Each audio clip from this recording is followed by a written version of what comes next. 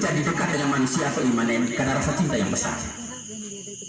Jika dia memiliki rasa egois yang tinggi, maka dia bisa sekedar tidak perlu datang ke dunia. Dia cukup teriak saja, Agus neraka, Mary api penyucian. Tetapi karena rasa cinta yang besar, maka dia mungkin tinggal dengan manusia untuk merasakan apa yang manusia rasakan, supaya ketika dia kembali, manusia tidak lupa apa yang pernah dia ucapkan dan apa yang pernah dia lakukan untuk diikuti sepanjang hidup. Itu Tuhan. Dia cukup 33 tahun tinggal di dunia, tetapi rasa cinta yang besar kepada manusia, dia mau supaya ketika dia pergi ke sana, tempat yang disiapkan itu, semua orang yang diciptakan termasuk di Sidung Komang ini juga berada di tempat yang sama. Mam, saudara-saudara, bacaan Injil hari ini dengan bacaan pertama, bacaan kedua punya satu koherensi atau kesinambungan. Di situ dijelaskan dengan baik bagaimana Daud adalah raja yang luar biasa, kemudian menciptakan satu kota yang bernama Bethlehem. Pak Mam sudah pernah pergi ke Bethlehem? Adik-adik sudah pernah pergi? Oh, belum pernah pergi ke Bethlehem? Saya juga belum pernah. Ya. Hanya baca saja, saya biasa baca saja. Tapi mereka tinggal di Nazaret. Jalan antara Nazaret ke Bethlehem itu 150 km. Tetapi Yusuf membawa satu perempuan bernama Maria. Kalau di dalam sejarah gereja itu usia Maria itu di antara 13 sampai 15 tahun. Ketika mereka Jibril datang memberitahukan kabar bahwa engkau akan mengandung putra Allah. Sangat kecil, tetapi dia cukup dengan satu kalimat saja, aku ini hamba Tuhan, dan jadilah padaku menurut perkataan. Sedangkan Yosef dengan usia yang begitu lanjut, tetapi dia akhirnya mau supaya mengikuti apa yang dikehendaki oleh Tuhan, bisa mendampingi Maria untuk melahirkan juru selamat. Seperti tema yang dibuat oleh PGI, Persatuan Gereja Indonesia, dan juga KWI, Konferensi Wali Gereja PGI, itu Perhimpunan Gereja-Gereja Kristen Protestan. Sedangkan KWI itu Konferensi Wali Gereja Indonesia, Perhimpunan Gereja-Gereja Katolik, dengan tema yang sama, cinta kasih Kristus yang menggerakkan persaudaraan. Di mana-mana Romo selalu katakan, percuma kalau misalkan kita berteriak untuk tetap bersaudara di luar, tetapi di dalam rumah kita sendiri masih begitu banyak permusuhan. Banyak. Ada mama-mama yang mama-mama zaman sekarang tahu toh? Ya bisa lihat yang tarik rambut satu kali, material lari 2 kali itu. Ya. Itu kalau mereka ketemu mereka pun taman arisan luar biasa. Saya heran di Kupang. Ada tidak tahu di sini kita, tapi Rama kasih contoh saja. Kalau mereka ketemu mereka pun taman, aduh saya harus sini. Ya. Ya, dulu ya. Dia ketemu dia bercincin itu lebih banyak yang jadi.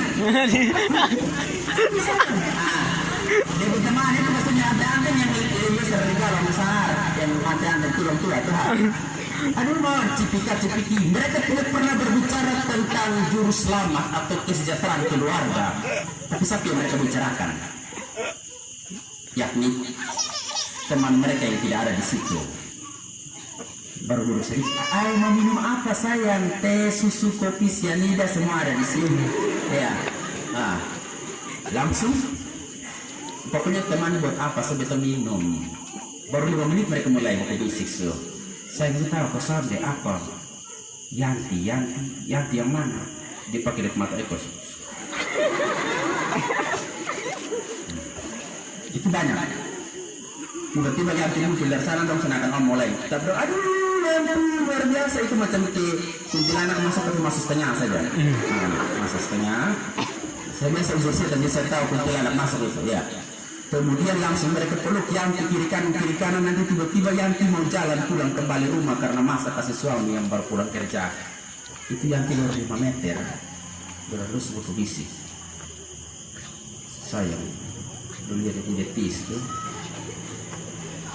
Tapi keakraban di antara teman itu akan hilang ketika suami dan anak-anak pulang, seperti sebuah heran kecil dalam rumah yang menghadirkan sesuatu yang tidak dikehendaki sama sekali oleh Tuhan. Ada orang bisa berteriak seperti orang kerasukan, tapi sebenarnya bisa diselesaikan dengan baik. Atau di media sosial begitu banyak orang curhat. Ada mama-mama yang karena tampilin sedikit dia langsung curhat di Facebook, merasa tersakiti. Itu saya jujur ya, Mungkin dari 100 orang yang melihat Facebookmu, hanya 10 orang yang kasihan, sedangkan 90 orang itu sedang menertawakan engkau. Jadi tidak perlu ada curhat di situ. Yang orang mengatakan sini, Natal itu datang setiap tahun. Tapi percuma kalau kita tidak bisa menghadirkan satu surga kecil untuk menyambut Yesus di dalam palungan hati kita dengan sungguh-sungguh mempersiapkan diri dengan baik. Satu bapak pernah datang di seminari, Romo bertugas di seminari Elpoi sebagai pengajar. Dia datang di seminari, kemudian dia bilang begini, Romo tolong doa kasih aku istri dong. Kenapa? Kenapa bapak? Saya punya istri ini marah tiap hari, saya pulang tiap hari dia marah terus. Kenapa dia marah? Karena saya pulang jam 12, jam 2 begitu. Oh begitu kah? Bapak ke mana? Ya saya biasakan bercerita dengan teman-teman sampai jam begitu. Saya langsung katakan kepada bapak begini, Bapak, jujur ya, sebenarnya bapak senang ketika engkau pulang jam 12, jam 2 atau hampir siang, istrimu sedang menunggu engkau dan marah. Marah itu sebenarnya satu ungkapan cinta kasih dengan cara yang berbeda. Tidak mungkin toh engkau pulang mabok, baru tiba-tiba istri datang dijemput dulu di depan pintu baru bilang, aduh bapak saya minum berapa botol. Saya baru pernah ketemu istri begitu. Saya katakan kepada suami ini, bapak bilang begitu, kau berbahagia ketika engkau sampai di depan pintu istrimu sedang menunggu engkau, daripada dia sedang bakar lilin di depan patung Bunda Maria. Di pendoa sederhana sah. Dalam nama Bapa, Putra dan Roh Kudus, amin. Tuhan Yesus, kalau misalkan engkau tidak bisa dekatkan saya dengan saya suami, maka dekatkanlah dia dengan engkau saja. Itu nggak akan lewat. Sedangkan selalu. Ya. Maka itu, ketika selesai misa ini, engkau keluar dari rumah Tuhan ini, maka berjanjilah dengan hati yang kecil untuk menghadirkan surga kecil di dalam palungan hatimu. Pertama-tama dengan menghadirkan satu keakraban, sukacita di dalam keluarga. Minggu lalu yang doakan yang keempat, Romo katakan begini sederhana.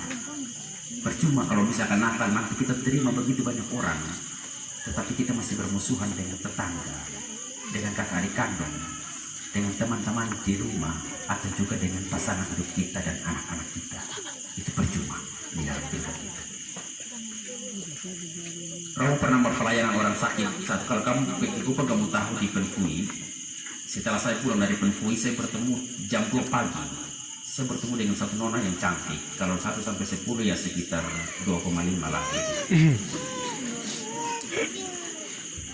Ini jujur, di dekat jembatan Lidibas itu dia menunggu saya dengan pakaian yang begitu mini.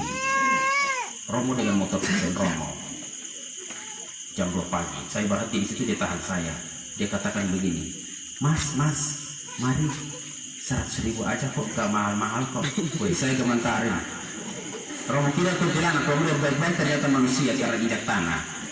Kemudian Romo turun dari motor, buka helm seperti boy anak jalanan begitu ya. Nah. Kemudian tanya lagi, bagaimana ibu? Mas, 100.000 aja kok. Kebetulan di pelayanan di Perpu itu umat memberikan status sedikit satu amplop stipendium. Saya tidak tahu uangnya berapa. Saya keluarkan dari tas hitam saya sobek ke atas amplop itu, ternyata di situ ada 500.000.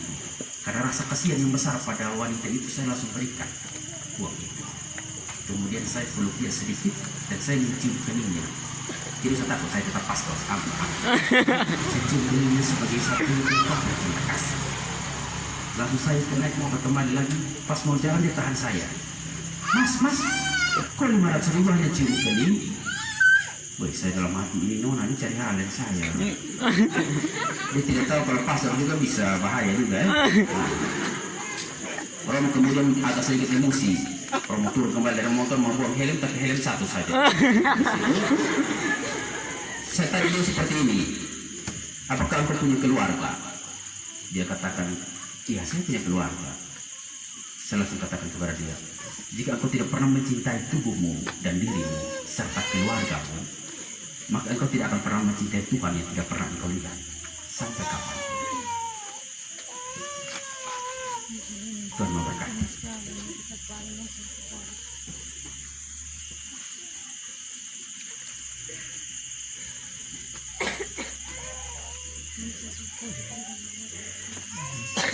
Setelah kita mendengarkan sabda Tuhan dan merenungkannya, Romo undang kita semua bangkit berdiri.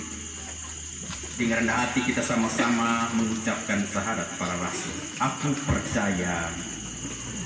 Itu mengantar kita pada permenungan malam Natal. Disingkat saja.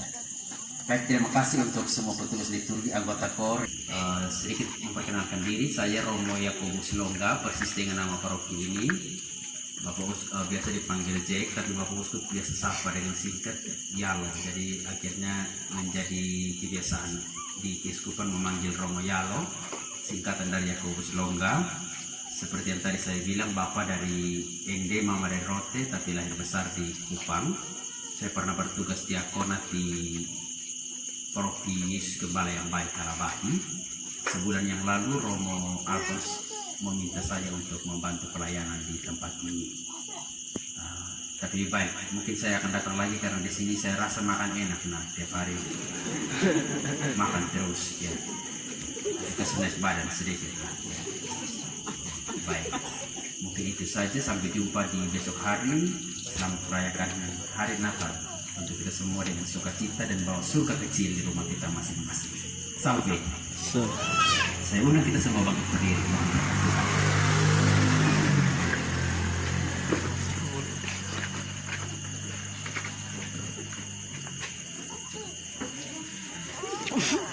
Tuhan bersamamu dan bersama rohmu. Semoga Allah Bapa meneguhkan keyakinan iman yang malam ini ditumbuhkannya dalam hati saudara. Amin. Semoga Allah Putra yang datang di tengah kita mendampingi saudara dalam mewartakan kabar gembira keselamatan dalam hidup saudara. Amin. Semoga Allah Roh Kudus memberi semangat untuk tekun mengikuti bimbingan Kristus dan mengusahakan damai bahagia bagi saudara. Amin. Dan semoga saudara sekalian diberkati oleh Allah yang Maha Kuasa, Bapa dan Putera dan Roh Kudus. Amin. Papa, Mama, adik-adik, saudara-saudari, para suster dan pelatur yang terkasih, dengan ini perayaan kelahiran Tuhan kita Yesus Kristus sudah selesai.